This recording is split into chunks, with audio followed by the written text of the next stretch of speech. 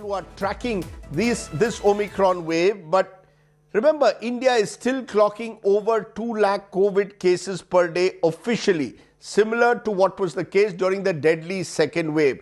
While hospitalizations are down, what is also down is testing. The new ICMR guidelines that those who are asymptomatic do not need to test has led many to ask, is the government covering up the daily caseload by recording less testing across the country? Milan Sharma files this report to find out where really is the reason for the decline in cases.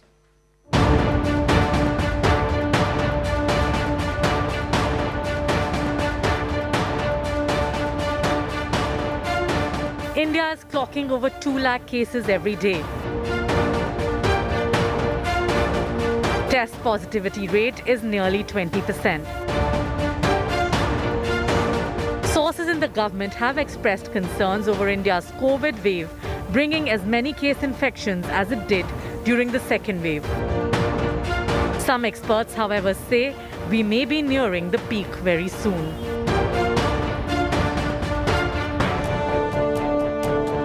According to the projections by IIT Kanpur, Professor Maninder Agarwal, Delhi has already reached a peak on 16th January.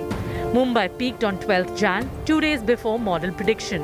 And numbers are decreasing rapidly, while Kolkata peaked on 13th, 1 day before predicted. Across the country, the trajectory of the COVID cases and peaks have changed significantly. Experts believe it could be due to changes in ICMR's guidelines for testing strategy. Home testing has come in, and some of these results are not being entered into official databases. This will result in some undercounting. Even with aggressive testing in 2020, not all cases could be identified in a community. For instance, in Kerala, 1 out of 5 cases only could be identified, compared to approximately 1 in 30 national average. With a much faster spreading Omicron, it will be even more difficult to correctly identify all the cases in the community, which is why we need to have a shift towards an outcome-based approach. That is, to reduce the spread, we need to isolate people to the extent possible. Experts say that hospitalizations will continue to be low, but one will need to wait and watch to understand trajectories better as the new phases stabilize. With Milan Sharma in Delhi, Bureau Report, India Today. So is the COVID wave of Omicron really peaking across the country? Or are these figures flawed and misguided and not telling us the full picture on the ground? Joining me now, Professor Maninder Agarwal, IIT Kanpur, member COVID-19 Supermodel Committee. He's been giving us projections of what could happen in the future. Dr. Raman Ganga Khedkar, one of India's leading epidemiologists and former head scientist at ICMR. And Dr. Vishal Rao, member COVID Task Force. Appreciate all of you joining me here. Before I come to the scientists, let me come to you, Professor Agarwal, because you have been giving various projections and you had suggested that around the middle of January, Delhi and Mumbai would peak and would relatively flatten out. Are you sticking to that, or do you believe that in the next 2 weeks, we could see surges in different parts of the country, that this wave is basically moving from the big metros to the smaller towns or different states over time? Yeah, that's very true. The wave started from the metro cities, and in Delhi, Mumbai and Kolkata, it has already peaked and it's on the way down. But it is now moving on to the smaller cities, and it will take some time to play out the whole wave. Mm-hmm. But you know, when I look, Professor Agarwal, at positivity rates for Delhi are around 28%. Mumbai, which was 23% January 10th, is down to 12.5% positivity rate. Now, these positivity rates could also be affected by the level of testing and the nature of testing taking place.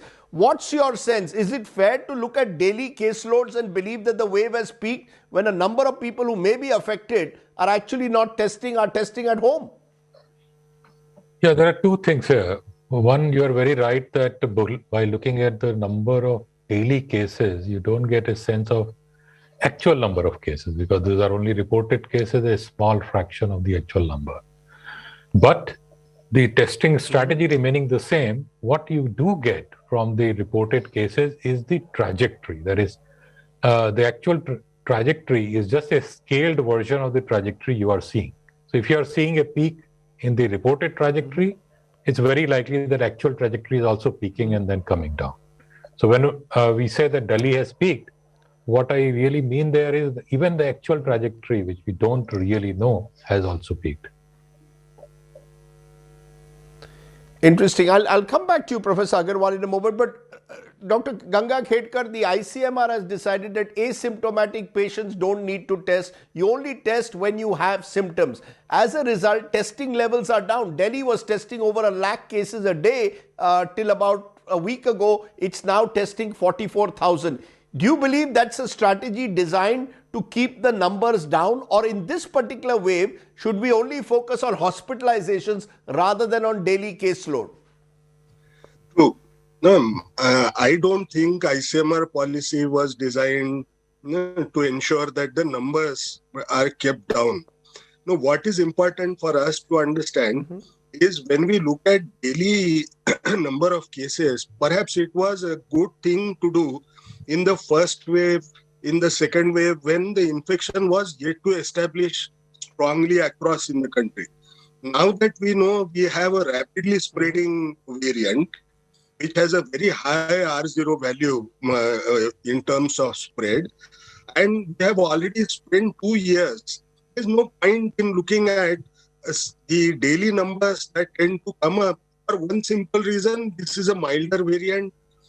Even if the numbers tend to be high, it would not have much of reflection on the stress that it would put on healthcare services, excepting the diagnostic services, if at all it would be putting the stress on. So in these circumstances, it is important when you are in a stage of risk mitigation, you should be looking at the daily hospitalizations and daily deaths that occur in order to monitor the challenges that you may have to face and plan accordingly. And therefore, it doesn't make much of sense. If you look at people who are asymptomatic, in any case, you're not going to manage them with any new kind of a modality. Even if somebody is symptomatic, unless he is a high-risk case, your management approaches also don't change. Right. So to me, in a truer sense, in a practical world, there is no point in saying that perhaps ICMR policy was to keep the numbers low, but it was appropriate to the stage at which we are in this pandemic. Having said that, at 203, Delhi's weekly deaths are the highest in India. So in the last week, there have been 203 deaths. Dr. Vishal Rao, we keep saying that this particular wave is a mild one. The symptoms are mild. However, there are people who are out there who are still dying. Some believe because there is an element of Delta also, which is still there, the Delta variant along with Omicron. Now, you are looking at genome sequencing. Are we doing enough of it to know how many people infected at the moment are Omicron and how many are Delta, Dr. Rao?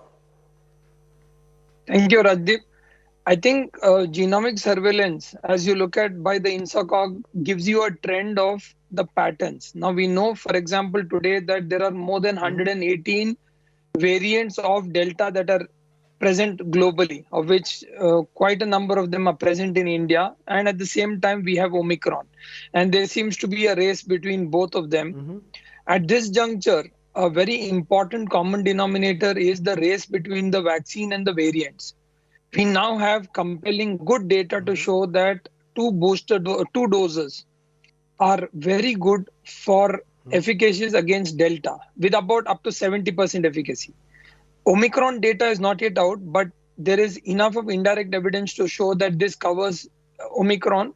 But world over, there is an opening for the third booster dose also.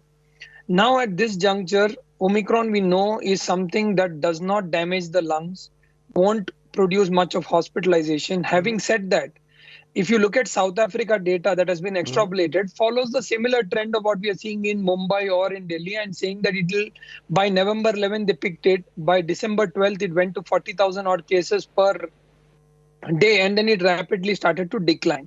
We are going to see similar trends is what we are hoping, and Delta will not create chaos at the current juncture considering the rapid rate of vaccination that we have reached. So all of this put together, I believe that No, but yes, genomic are we surveillance. clear that Omicron is wiping out Delta, as some are suggesting? Do you believe that the surge of Omicron has wiped out Delta in a way? That's the sort of collateral benefit, if I may use the word, of this third wave? If you look at the data that came out of South Africa, it also showed the same trend. That by the time Omicron came, it was able to sweep over Delta to a significant wave, and there were multiple reinfections also in the data that we saw from South Africa. So it would not be wrong to say that Omicron's doubling time is much faster. It's about 1.5 to 3 days compared to that of Delta. And naturally, our genomic sequencing takes anywhere between 2 weeks or more. So we are lagging behind Omicron by about a couple of weeks when we are talking about sequencing. Okay, Dr. Ganga Khedkar, do you also agree with that the surge in Omicron is effectively ensuring that the Delta variant is being pushed to the margins now, that more than 90% of the cases in India now at the moment are Omicron? Can we say that with certainty, Dr. Ganga Khedkar? If you say, can I say that with certainty? I don't have evidence.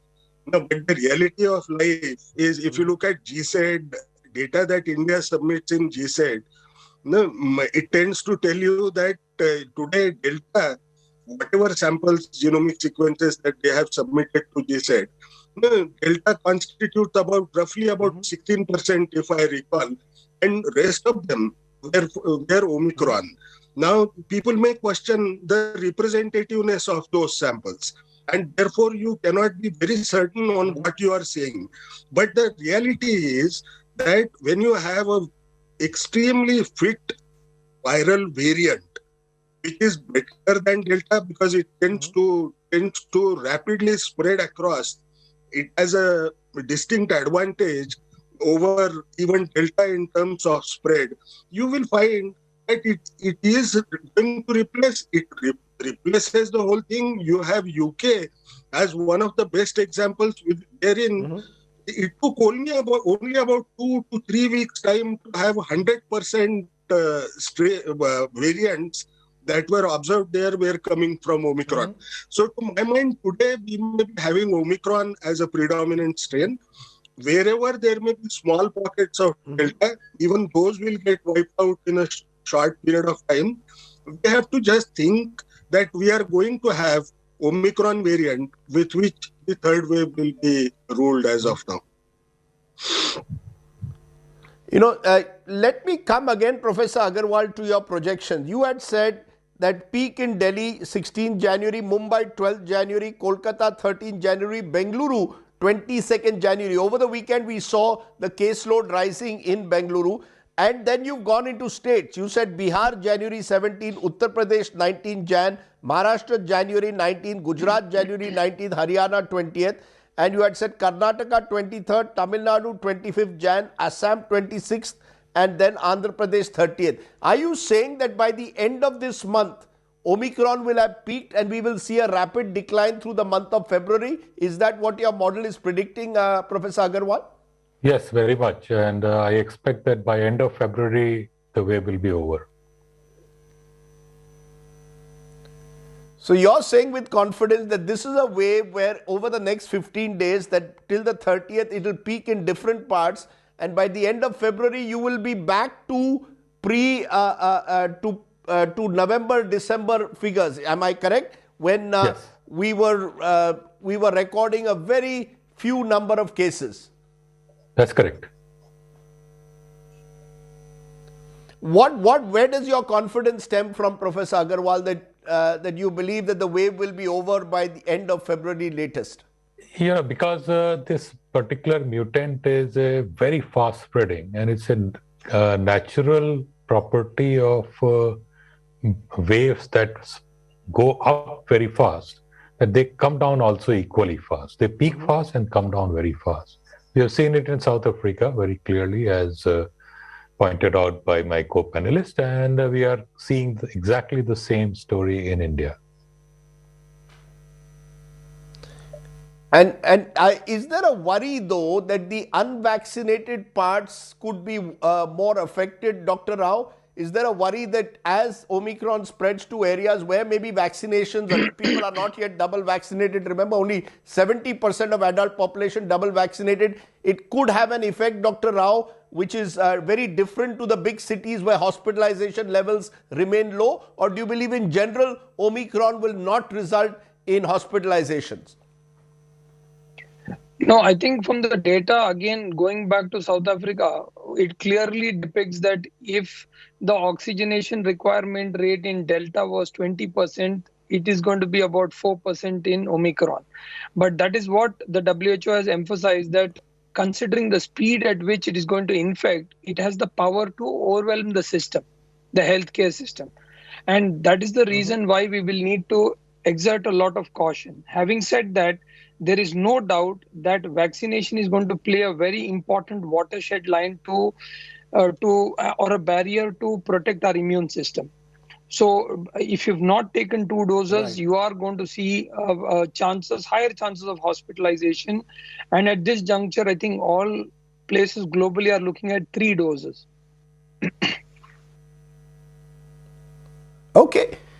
Dr. Rao, Professor Ganga Khedkar, Professor Agarwal, you've given us a sense of where we stand. I think what you brought is again a measure of calm amidst all the panic that usually sets in when we look at these numbers on COVID. The good news perhaps is possibly, just possibly, we will have an end to this surge of cases sometime next month. For now, thank you all very much for joining me here at the top of the news today.